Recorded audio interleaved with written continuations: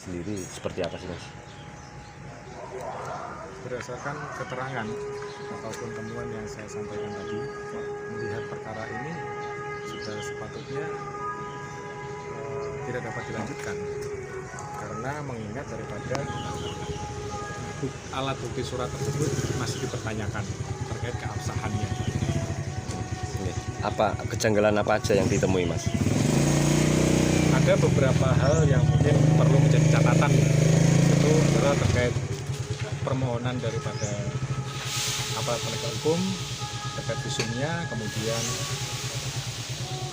tanggal yang dimintakan, membedakan antara mana yang visum dan mana yang surat keterangan medis. Itu kan juga dua hal yang berbeda dan harus dibedakan secara keilmuan. Kemudian tertera visum et repertumnya, visum et repertum apa? Hidup atau mati atau luar atau dalam atau jenazah atau otopsi, itu juga perlu disebutkan.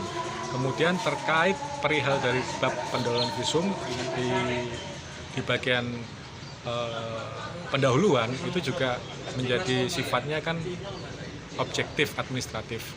Jadi apa yang keterangan itu ya berdasarkan apa yang dilihat dan ditemukan, itulah yang dituangkan, termasuk siapa pemohonnya, pangkatnya apa minimal, ada atau apa, kemudian kapan tanggalnya, kejadiannya kapan, saat dan tempatnya di mana, itu harus dituangkan, dokter pemeriksanya siapa, itu juga pun perlu dituangkan secara lengkap dan detail di bab pendahuluan sebelum masuk kepada hasil pemeriksaan, kemudian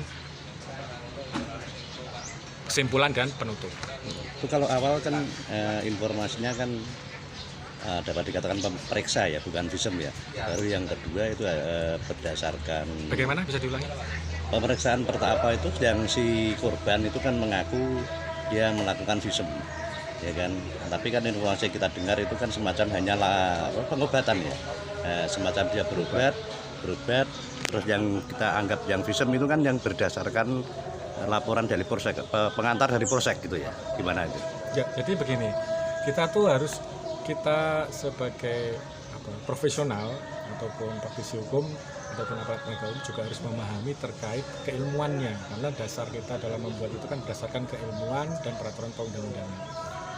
Kemudian yang dalam hal ketika penyidik itu meminta visum et repertum itu dibuat, misalkan pada sekarang tanggal berapa ya? 2 2 Maret